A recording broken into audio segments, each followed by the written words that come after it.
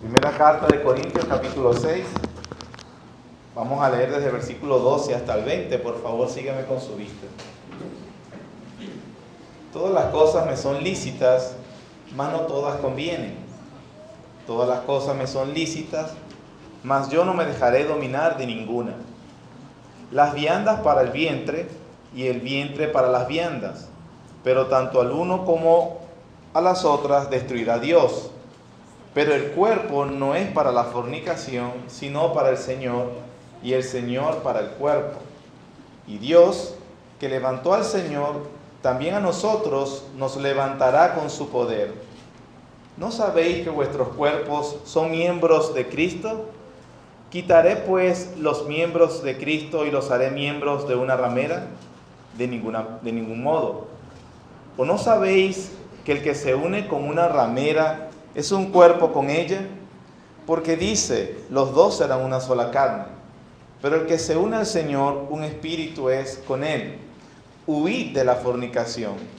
Cualquier otro pecado que el hombre cometa está fuera del cuerpo, mas el que fornica contra su propio cuerpo peca.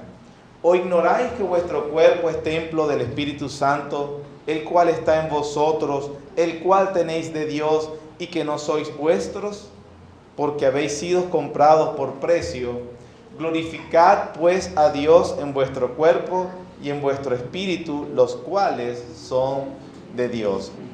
Este párrafo que acabamos de leer es el último de la serie de problemas, o el último problema que el apóstol Pablo está resolviendo en la iglesia de Corinto. Ustedes recordarán cuando tuvimos la introducción a la carta que Pablo va a resolver varias situaciones en esta iglesia.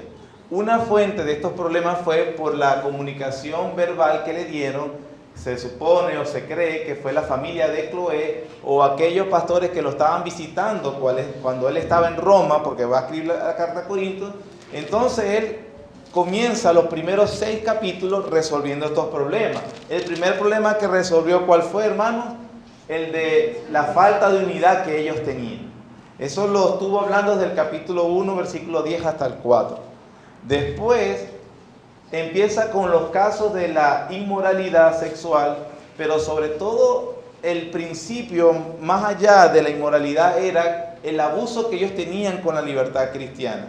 En el capítulo 5 habló sobre el caso de incesto que se estaba dando en la iglesia y que la iglesia estaba envanecida. Pablo le dijo, ustedes están envanecidos, debieron haberse escandalizado y haber resuelto ese problema hace mucho tiempo. Debieron haber expulsado a ese perverso de entre ustedes. Sin embargo, la iglesia se estaba acomodando más bien a los criterios del mundo y no al estándar bíblico. Luego, también había un mal uso de la libertad, en el sentido de que estaban llevándose a los tribunales unos a otros. Y recordamos, eso lo vimos la semana pasada, no que hay un problema en sí por ir a los tribunales y tratar de resolver un litigio, sino que era esa incapacidad que ellos mostraban, no pudiendo resolver sus problemas entre ellos, no teniendo ninguna virtud cristiana de ninguno de los dos bandos. Para Pablo eso es lo que le preocupa realmente. Entonces ellos decían, bueno, ir a los tribunales no es nada malo, es común, podemos hacerlo. Yo vengo y tengo problemas con el hermano y lo demando, y no me importa lo que piensen de la iglesia, no me importa lo que piensen de Cristo. Entonces todas esas cosas, ese abuso que tenían con aquellas libertades. Cuando yo hablo de libertad cristiana, si alguno no sabe a qué me estoy refiriendo, me refiero a aquellas cosas que no están prohibidas en la palabra de Dios, que en cierta manera y en ciertas situaciones al cristiano le es permitido hacer o participar, pero que cuando se abusa de estas cosas, entonces trae complicaciones a la propia vida espiritual y a la comunidad, y eso es algo que la palabra de Dios prohíbe. Entonces vemos que ya el penúltimo problema es acerca de los litigios que él oyó, y el último problema es acerca de la inmoralidad sexual que había en la iglesia. Esto se trataba de las visitas aparentemente de los hombres a algunas prostitutas sagradas para satisfacer su impulso sexual. Yo voy a explicar algo acerca de este problema. A partir del capítulo 7, Pablo comienza a describir o a abordar los problemas que la iglesia le preguntó a él. como dice el capítulo 7, versículo 1. En cuanto a las cosas que me escribisteis, entonces empieza a explicar. Habla del matrimonio, en el versículo 25 habla del problema de las vírgenes, en el capítulo 8 del sacrificar a los ídolos y así sucesivamente. Entonces, acuérdense que hay dos fuentes de los problemas que están. Uno, la información verbal que a Pablo le dieron, ya va a abordar el último, que lo vamos a ver hoy con la ayuda del Señor, y a partir del 7, las preguntas que le hizo la iglesia a Pablo en una carta anterior que él envió. Abordemos entonces el último problema de la inmoralidad sexual que se estaba dando dentro de la iglesia. Esta situación es un poquito chocante o difícil de entender para nuestra mente del siglo XXI. ¿Por qué? Porque cuando se analiza a fondo cuál es el contexto cultural que Pablo está tratando aquí, tenemos que entonces tener en cuenta nosotros ahorita que en esta época, junto con la luz moral que hemos estado recibiendo, la influencia del cristianismo en este lado de Occidente por los últimos 400, 300 años, para nosotros esto es un problema que es muy extraño. ¿Cuál era el problema? Que los miembros de la iglesia de Corinto visitaban ciertos lugares de prostitución sagrada y no veían nada malo en involucrarse sexualmente con una prostituta. Y aparentemente era abierto para nosotros. Y también es un poco difícil de asimilar cómo el apóstol Pablo aborda el tema de una manera tan abierta, digamos tan tranquila, porque estoy seguro, hermano, y no espere de uno de nosotros, y ese hermano, no, esa es mi compañera sexual y mi esposa sabe y no hay problema con esto, no, porque el cuerpo se sabe, hay cosas que hay que resolver. No lo vamos, hermano, usted no sabía que era el templo del Espíritu Santo y que es como que no debería hacerlo. No lo vamos a resolver de esa manera. Nosotros nos escandalizaríamos muchísimo si supiéramos o si sabemos de alguien hoy que frecuenta este tipo de actividad, pero que lo haga de manera cínica y descarada. Y que aparte de eso se justifique. No, pero es que no hay nada de malo. No hay nada de malo. Nuestra sociedad, inclusive no cristiana, tiene hoy en día, como les dije, por la influencia del cristianismo en los últimos 400 años, todavía tienen gran estima el matrimonio, todavía tienen gran estima la monogamia, y que de alguna manera es lo mejor para un hombre y para una mujer. Es cierto que la promiscuidad sexual es un pecado bastante rampante en nuestra sociedad, pero aún se estila y se estima como algo negativo. Y por eso los hombres lo hacen en secreto. Una cosa, pero en realidad, para lo que se estaba dando en Corinto en este momento, eran unas libertades que se estaban dando estos hombres y que a Pablo empieza a abordar el problema y nosotros vamos a tratar de entender el principio de fondo. Empezando, Pablo hace una cita aparentemente de lo que, como ellos asumían su cosmovisión de la vida y cómo ellos veían las cosas. Puede poner en comillas esta frase porque parece que Pablo la está citando cuando dice: todas las cosas me son lícitas. Eso puede estar en comillas porque aparentemente es un pensamiento griego o corinto. Y él responde, lo que viene después de la respuesta de Pablo, que dice: mas no todas convienen.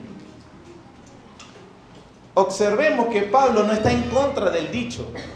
Aparentemente Pablo percibía algo de legitimidad en esta manera de pensar.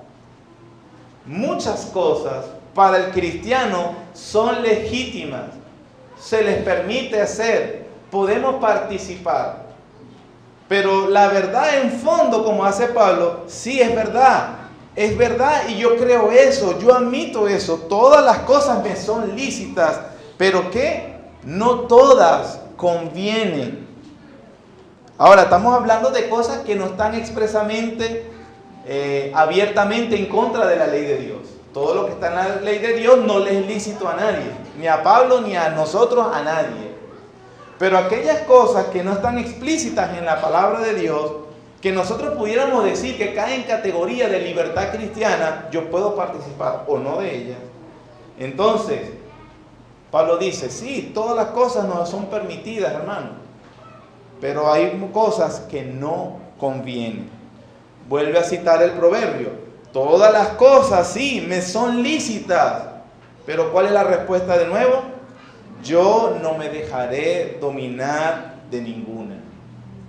Entonces, el problema acá, o al principio de fondo que tenemos que destacar, que sucedía con los corintios y que nosotros debemos aprender y aplicar en esta época del año, en esta época que vivimos, a pesar de que obviamente es claro que la inmoralidad no debemos participar, es acerca de la falta de dominio propio, la falta del autocontrol. Por lo que dice Pablo después, o la visión de los corintios con respecto al matrimonio, nos da luz sobre esta situación. Los corintios, como somos los seres humanos, somos pendulares y extremistas. Y una vez que han llegado al cristianismo, comenzaron a tener en cuenta, a ver la área del impulso sexual o inclusive la unión matrimonial de dos maneras. Por un lado, algunos creían que las relaciones sexuales eran tan sucias e ilícitas que debían estar prohibidas inclusive dentro del matrimonio. Imagínense entonces el caos que se estaba armando en la iglesia, en las familias de la iglesia, cuando un hombre cristiano queriendo obedecer a Dios o una mujer cristiana le venía y le decía a su marido: ¿sabes qué? Ya no se puede tener relaciones sexuales porque eso es malo. Y yo por Dios no lo voy a hacer, tú no me vas a obligar. Eso es lo que aborda Pablo en el capítulo 7 sobre esa abstinencia total. Y Pablo dice: no. La relación sexual dentro del matrimonio es legítima. Por otro lado estaba el otro extremo diciendo: bueno, a la final, como Dios ama el alma, el espíritu y el cuerpo no importa, entonces tampoco importa lo que yo haga con él. Y si yo tengo relaciones sexuales con prostitutas, no hay ningún problema. Dios no, eso no afecta a mi salvación, no afecta a mi alma. Y Pablo dice: no, tampoco es así. Dios ha dejado algo ha dejado la relación sexual, en este caso, para una persona adecuada, en momentos adecuados, eso es dentro del matrimonio. Pero entonces, debido a que algunos esposos, por ejemplo, que su esposa viniera y le dijera: ¿sabes qué? Yo no quiero tener más relaciones sexuales porque yo quiero servir a Dios y yo creo que eso es sucio y yo voy a purificarme completamente y me entrego a Dios. El esposo corinto puede decir: te entiendo, mi amor, no hay ningún problema. Bueno, tú sabes que yo no tengo la misma convicción, yo satisfaré mi deseo, mi impulso sexual en otra parte. Además, eso culturalmente es aceptable. Los hijos que nazcan ahí no son legítimos, no van a interrumpir en la herencia, era una ley romana en aquel momento. Entonces aparentemente se estaban yendo libremente, descarada y cínicamente a tener relaciones sexuales ilícitas. Pero entonces, ¿cuál es el problema? Que ellos no tenían dominio propio. Ahora, se requería de una consejería pastoral para ayudar a la hermana a decir: hermana, no, tener intimidad con tu esposo no es pecado. Pero por la razón que sea que una esposa no pudiera cubrir el impulso sexual de su marido, o al revés, ningún marido tiene, y ningún hombre y ninguna mujer tiene justificación para ir a satisfacer su impulso sexual fuera del matrimonio. Inclusive en la soltería, por más que tú quieras justificar de que son deseos naturales e impulsos naturales que una persona pueda tener, no tiene ninguna justificación gratificar ese impulso fuera de los límites que establece la palabra de Dios. La falta de dominio propio, el autocontrol. Proverbios 25-28 dice: como ciudad derribada y sin muro es el hombre cuyo espíritu no tiene rienda. Tan vulnerable, acabada, rumbo a la destrucción. Se ve una ciudad en aquel tiempo cuando se escribe este proverbio, aparentemente para las ciudades lo más importante eran sus muros porque les daban seguridad. Recuerde que cuando Israel invade o conquista Jericó, lo primero que derriban son sus muros porque las ponen vulnerables. Entonces Salomón dice: como ciudad derribada y sin muros, vulnerable, fácil para la conquista, lista para la destrucción, es decir, una pedrada al piso ya poder conquistar esa ciudad. Así es una persona cuyo espíritu, ¿qué? no tiene rienda. Es decir, no tiene límite. Es decir, es la persona que piensa y dice que puede hacer lo que él quiere, cuando él quiere, como le provoque. La Biblia prohíbe esa actitud. Es más, es mundana. Una persona simplemente no se puede dar el lujo de satisfacer todos los impulsos que quiere. Tengo ganas de decir groserías, bueno, digo groserías. Tengo ganas de golpear la mesa, golpeo la mesa. Tengo ganas de golpear al hombre, a la mujer, a quien sea, lo golpeo sin discriminación. Tengo ganas de tener relaciones sexuales, tengo relaciones sexuales, no me importa con quién sea. Tengo ganas de ver pornografía, veo pornografía. Tengo ganas de drogarme, me drogo. Pero tengo ganas de no ir a la iglesia, no voy a la iglesia. No tengo ganas de ir a trabajar, no voy a trabajar. Es tan necio esa actitud. En el mundano inclusive dice que las personas ni siquiera razonan lo que hacen ni dicen. ¿Por qué hiciste eso? Me provocó. No pensaste en más nada, en más nadie, en lo que después, en las consecuencias. Un necio, un total absurdo. Ahora, si es un mundano y si vemos un cristiano hablando así, ¿pero por qué hiciste eso? Me provocó. ¿Cómo que te provocó? ¿O por qué no hiciste lo que no me provocó? No te provocó. La falta de dominio propio es un pecado característico de la sociedad sin Cristo. La falta del dominio propio es un pecado característico de una sociedad y de una persona que no tiene el Espíritu de Cristo. Inclusive, si usted recuerda Gálatas 5, 22 al 26, donde habla del fruto del Espíritu Santo, uno de ese fruto, una característica, ¿cuál es? Que él tiene dominio propio. Él puede gobernarse a sí mismo. Él puede hacer y realmente tener control de sus impulsos, sean estos cuales sean. Y no tener ese control es característico más bien de una persona que no tiene nada a Cristo, o que si es cristiano está lamentablemente caminando por donde no debe caminar. Segunda carta de Timoteo capítulo 2. Segunda carta a Timoteo capítulo 2. Segunda carta a Timoteo capítulo 3, versículo 1. También debes saber esto, que en los postreros días vendrán tiempos peligrosos. Postreros días, si ustedes se recuerdan, hablamos de ese tiempo desde que vino Cristo en persona hasta su segunda venida. Es decir, estamos viviendo los postreros tiempos. Ahora, ¿por qué son peligrosos esos tiempos? Versículo 3, porque habrá hombres que amadores de sí mismos. Es decir, la autoestima. O sea, ¿qué autoestima? Amor propio. ¿Por qué es peligroso en los últimos tiempos? Porque hay hombres que les encanta hablar de la autoestima. Mi autoestima es lo más importante. Amadores de sí mismos, avaros, vanagloriosos, soberbios. El pastor habló hoy contra la soberbia. Blasfemos, desobedientes a los padres. Son ingratos, son impíos, sin afecto natural, son implacables, calumniadores, intemperantes, crueles, aborrecedores de lo bueno, traidores, impetuosos, infatuados, amadores de los deleites más que de Dios. Una persona que vive como quiere. Una persona que está solo pensando en cómo disfruto yo hoy el día. Ay, no puedo ir a la iglesia hoy porque es muy aburrido. Y yo no puedo hacer yo tengo que hacer lo que me satisfaga, lo que me dé placer. Pero característico de una sociedad sin Cristo, de una persona que no tiene a Cristo, es precisamente que no ejerce el dominio propio, que no se gobierna a sí mismo.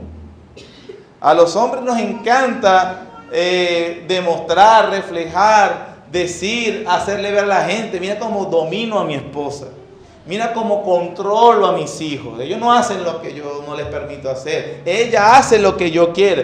Pero ¿sabes qué? La Biblia dice que la virtud no tanto es eso, aunque eso es bueno, si lo haces para la gloria de Dios, no para ufanarme de cuán buen dominio tengo sobre la familia, sino que la virtud cristiana realmente se ve cómo se domina a sí mismo.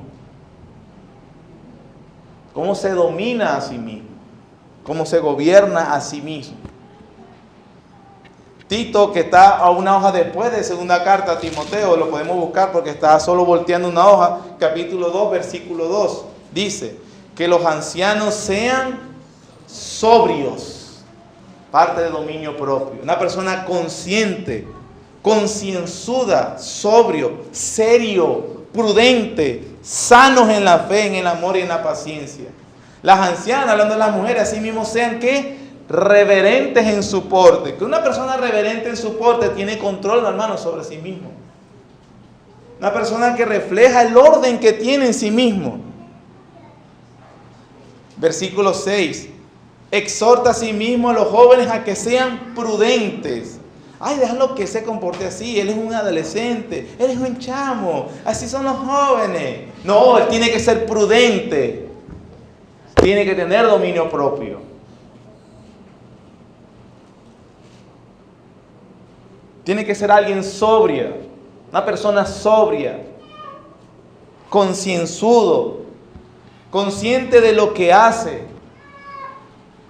Versículos 11 al 12. ¿Por qué? Porque la gracia de Dios se ha manifestado para salvación a todos los hombres, enseñándonos que, renunciando a la piedad y a los deseos mundanos, vivamos en este siglo sobria, justa y piadosamente. ¿Se da cuenta entonces cómo es la característica de alguien que le ha llegado la gracia de Dios? Es una persona que se comporta de manera sobria, justa, tiene dominio propio y se gobierna a sí mismo. No pierde la compostura fácilmente. No estoy diciendo, y aquí tenemos que tener cuidado con respecto a estar juzgando ya además a alguien cuando vemos que, o juzgarnos morbosamente a nosotros mismos, que no he caído nunca en uno de estos pecados, o realmente la ira me dejó controlar en algún momento. Debemos tener cuidado, porque probablemente la Biblia, como leímos al principio, Juan dice, si decimos que no tenemos pecado, mentimos.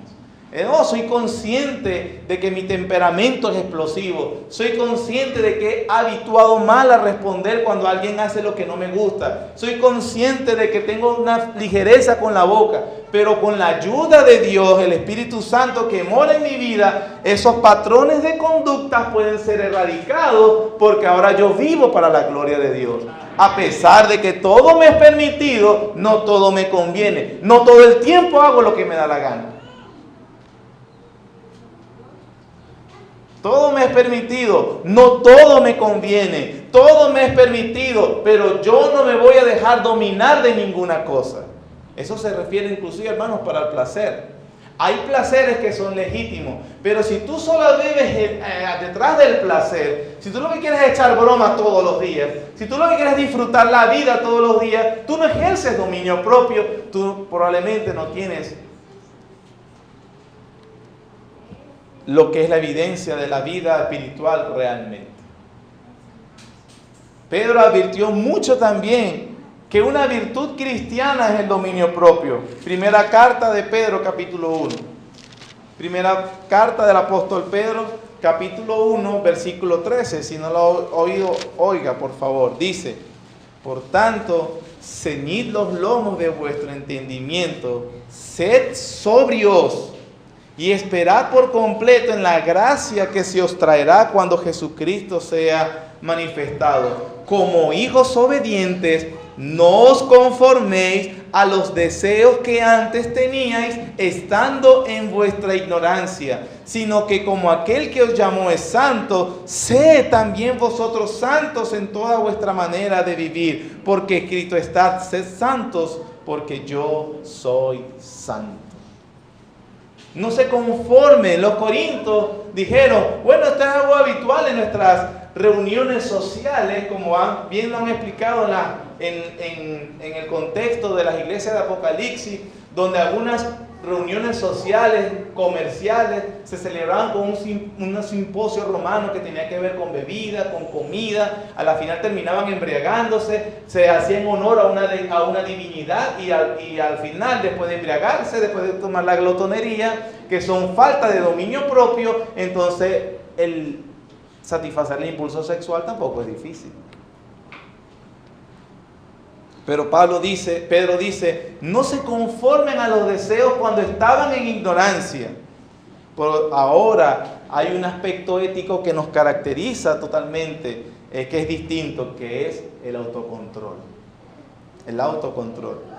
Primera de Pedro, capítulo 4, versículo 7.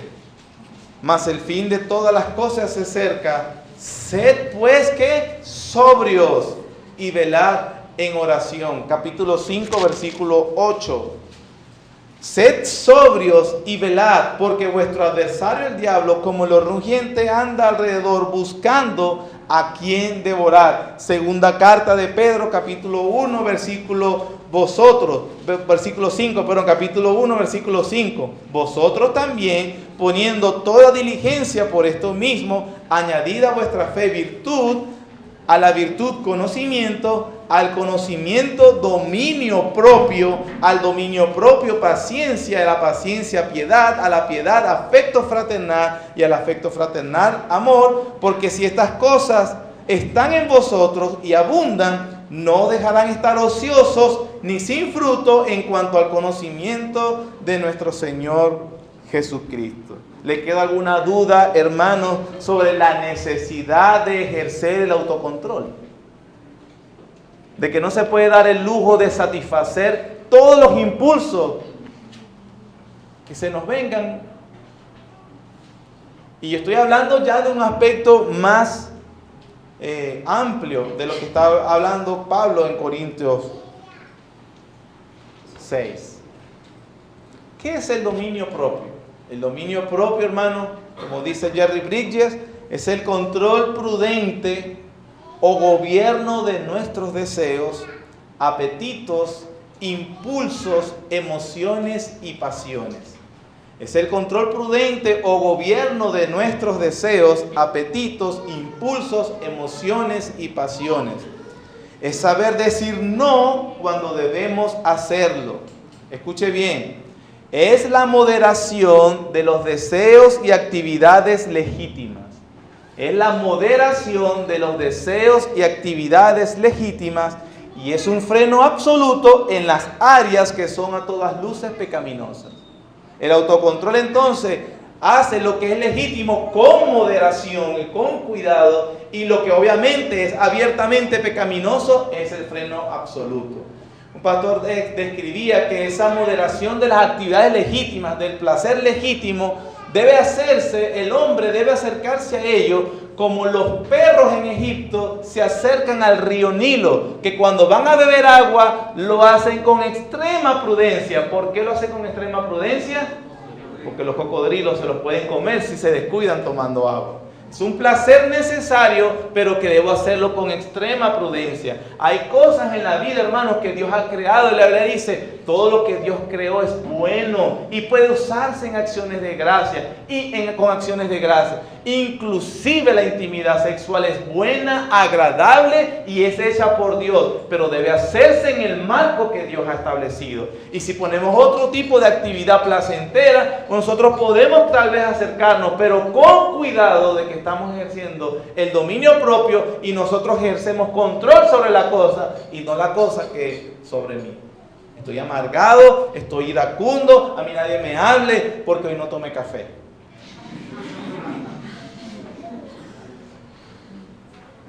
Yo puedo decirlo, hermano, porque yo justificaba ese pecado. Cuando comprendí hace mucho tiempo, mi esposa es testigo de eso.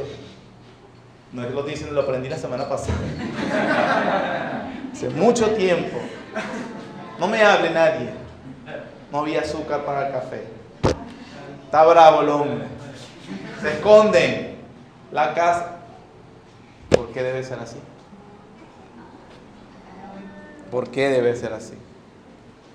El dominio propio que habla la Biblia no es producido por una fuerza de voluntad natural que cada uno, usted tiene fuerza de voluntad. No, es un control que se logra por el Espíritu Santo que mora en el creyente.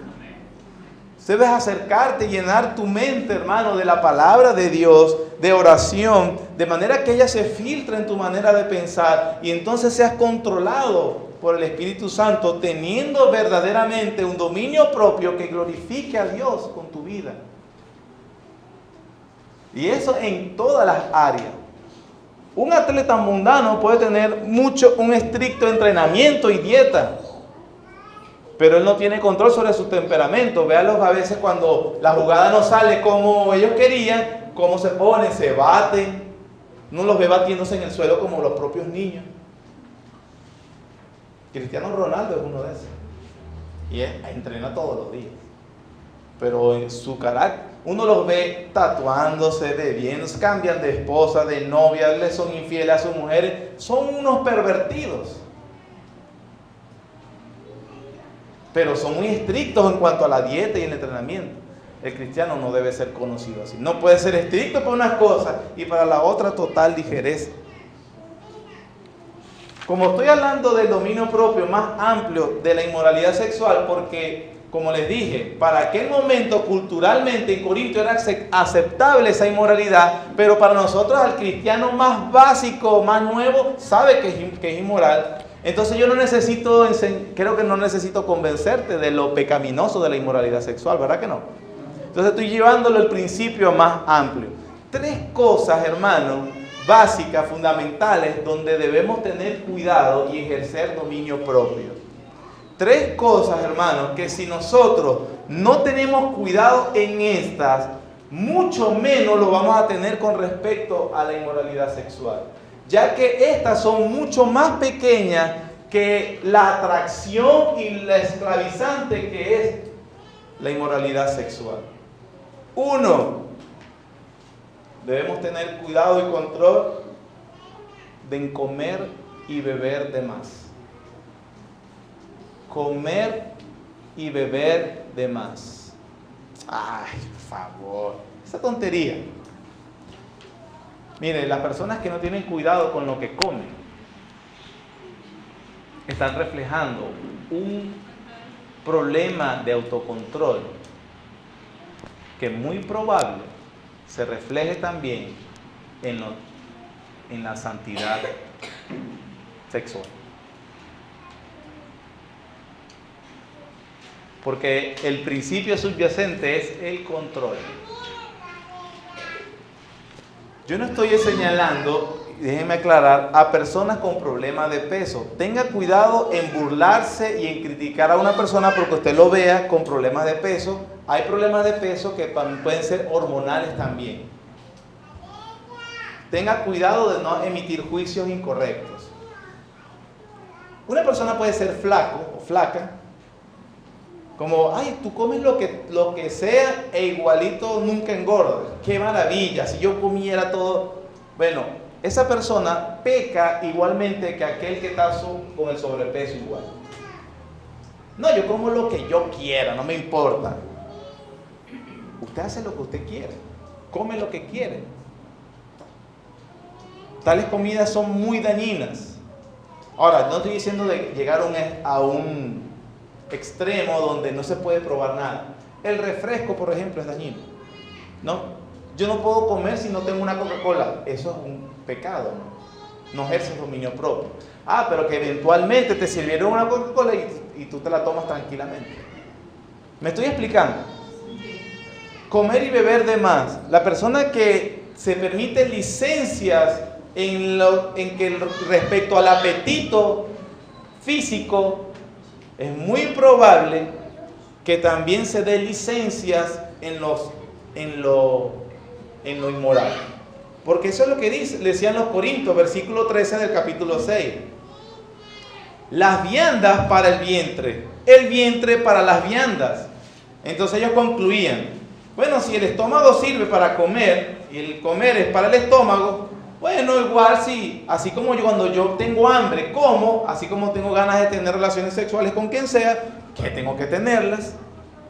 Pero entonces Pablo corrige ese error y dice, pero tanto el uno como el otro destruirá a Dios, pero el cuerpo no es para la fornicación, sino para el Señor y el Señor para el cuerpo. Él les corrige, ellos decían, las viandas para el cuerpo para las viandas. Cuando te provoca comer, cuando tienes hambre, ¿qué haces? Come. Bueno, si tienes ganas de tener relaciones sexuales, ¿qué haces? Bueno, ten relaciones sexuales. Pablo dijo no. Porque si bien es cierto, el estómago es para que reciba la comida, el cuerpo no es para la relación sexual ilícita. Es para el Señor. ¿O ignoráis que soy templo del Espíritu Santo?, dice Pablo.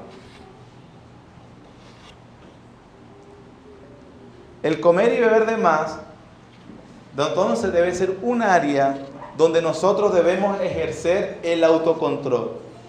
Hermano, me está diciendo que si hago un esfuerzo y puedo conseguir un dinerito y quisiera llevar a mi esposa, o yo mismo quisiera ir a cierto restaurante que sirven unos manjares, es caro, pero me encanta ese placer, me lo puedo dar. ¿Estoy diciendo que es negativo? No, pero si después te la pasas endeudado y que no alcanzas a fin de mes y que no tienes para lo correcto, porque te tienes que dar el placer de comer en ese lugar siempre. Hay que tener el balance y el control. Segunda área, carácter.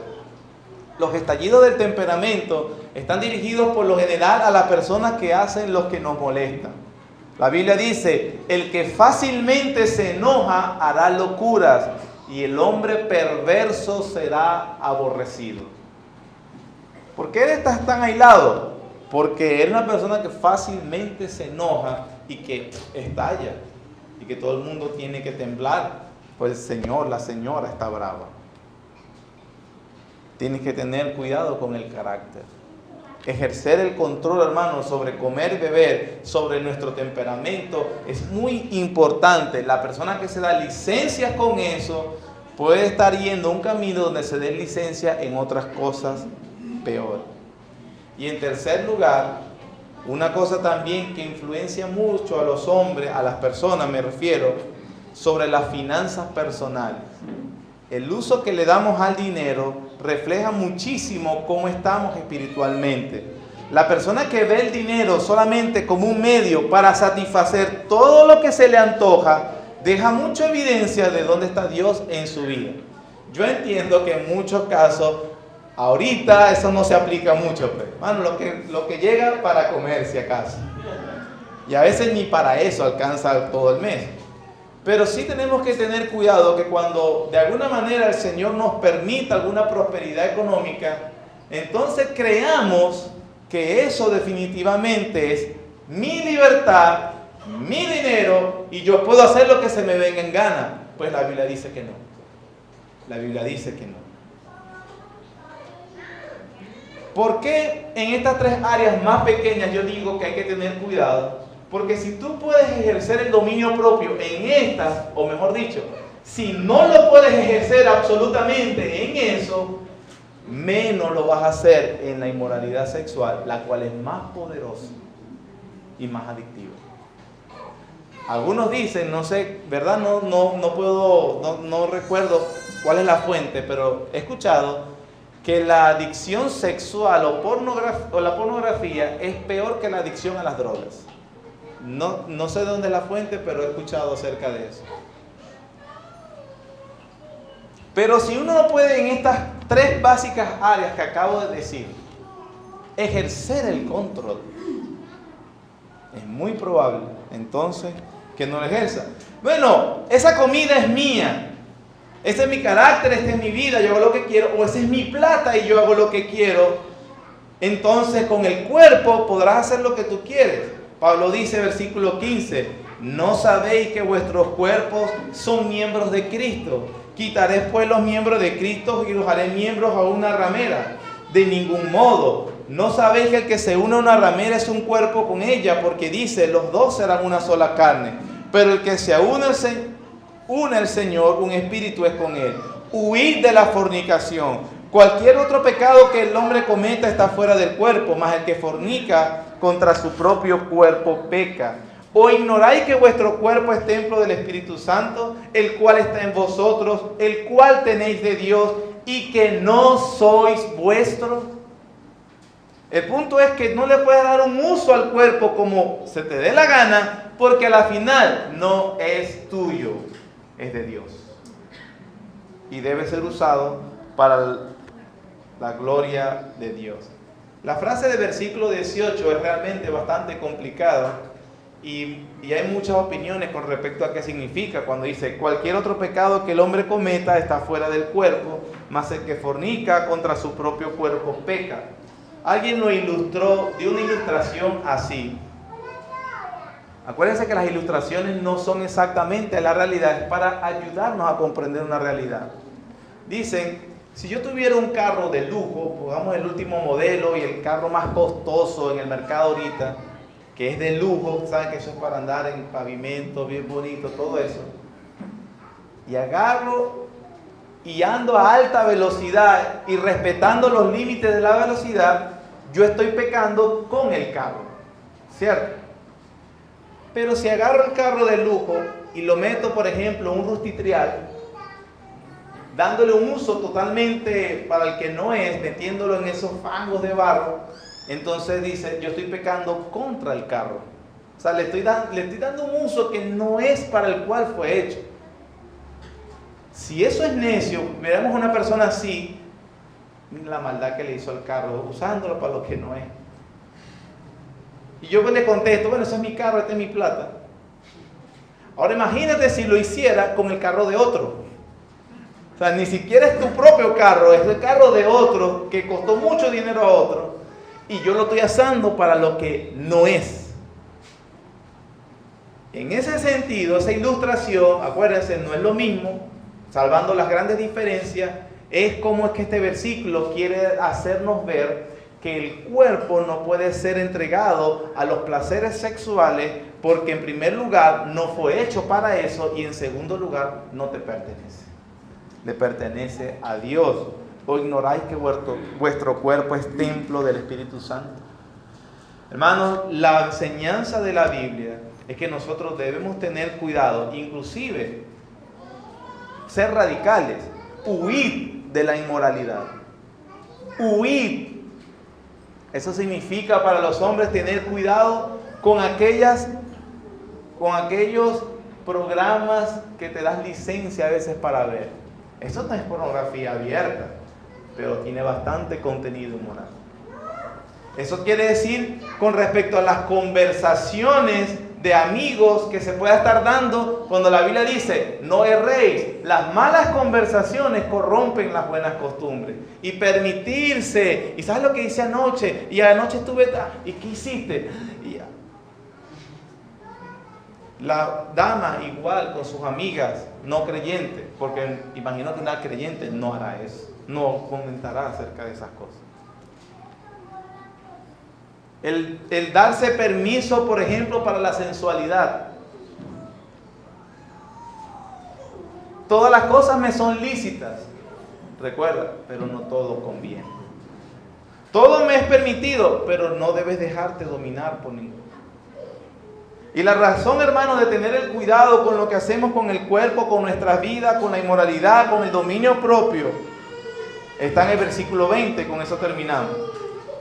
Porque habéis sido comprados por precio. Glorificad pues a Dios en vuestro cuerpo y en vuestro espíritu, los cuales son de Dios. Ha sido tu cuerpo, tu alma, tu vida. Se pagó el precio de la muerte del Hijo de Dios para que sea glorificado con Él, resucitado, para que sean perdonados todos tus pecados, para echarlos a lo profundo del mar, como lo veíamos la semana pasada, para que sea justificado, limpiado y santificado, de manera que ahora no vivas para ti, sino que viva para aquel que murió y resucitó por ti. Para que vivas agradecido, en primer lugar reconociendo que no nos pertenecemos, que no te perteneces a ti mismo, ni siquiera tu propio cuerpo te pertenece a ti mismo, y que por ende no le puedes dar las libertades que a ti se te venga en gana hacer, que debes ejercer el dominio propio, porque eso... ¿Por qué? ¿Por qué? El pastor me está viendo. No, apaga ya que vino el pastor. Apaga que vino la hermana, esa no va a ir con el chisme. No, eso no es esconderse de alguien, de un líder, ni de estar disfrazando, poniendo fachadas.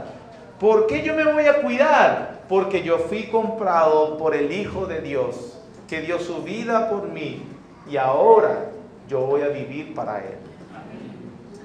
Para que mi vida refleje su gloria, lo que es más importante para Él. Esa es la razón. Por eso es que no necesitamos un vigilante.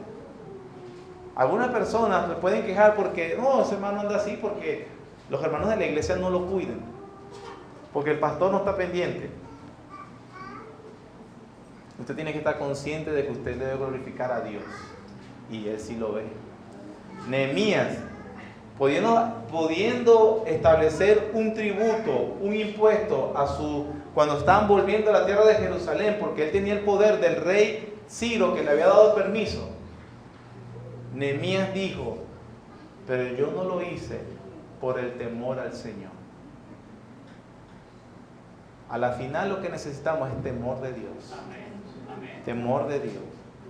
Y un espíritu realmente agradecido para no hacer lo que no nos conviene, ni lo que desagrada a Dios. Amado Señor y Padre Celestial, gracias, Señor, porque tú entregaste a tu Hijo, el Señor Jesucristo, para morir por nuestros pecados. Gracias, Señor, porque Él se entregó, fue triturado y torturado bajo tu ira, que habían provocado nuestros pecados.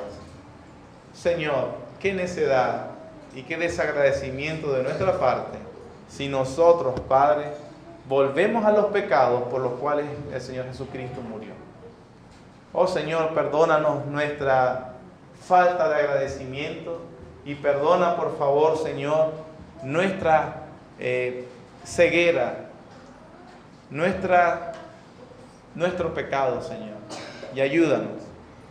Ayúdanos, por favor, a ser santificados, Señor, a realmente glorificarte con nuestras vidas, con nuestros cuerpos, alejarnos, Señor, de todo tipo de inmoralidad sexual y alejarnos, Señor, y sobre todo ejercer, más allá, Señor, de que simplemente alguna persona yo pueda decir, no estoy yendo a ningún prostíbulo, pero que puedo, Señor, ejercer el dominio propio, porque eso te glorifica a ti. Gracias, Señor, por el precio que pagaste en la cruz y me has redimido y nos has redimido para tener un pueblo santo, celoso de buenas obras. Señor, que nuestras vidas completamente reflejen eso. Te lo pedimos en el nombre de Jesucristo, tu Hijo amado. Amén.